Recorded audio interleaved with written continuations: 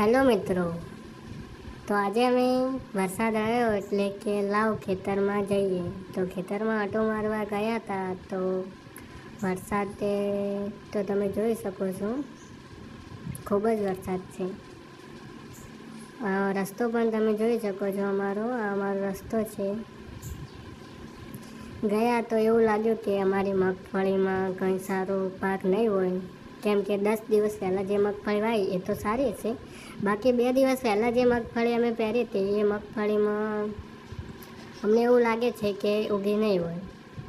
તો અમે જઈએ છીએ, તમને બતાવીએ છીએ આગળ કે કેવો વરસાદ છે. બાજુ બનાસકાંઠામાં વરસાદ બહુ જ ખરાબ પડ્યો છે.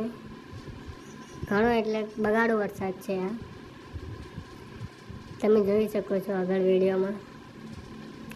વરસાદે બહુ ખતરનાક વરસાદ પડ્યો છે. તો અમે અમારા ખેતર સુધી પહોંચી જશું, પછી તમને બતાવું કે શું વાતાવરણ છે આપણા ખેતરનું.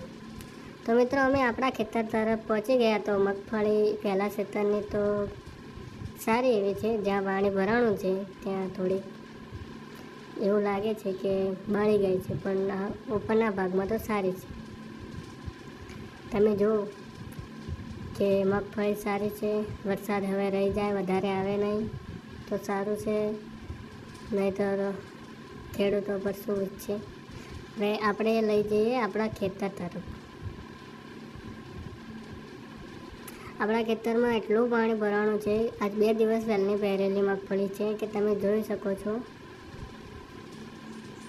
શું ઉગે આમાં. આ જો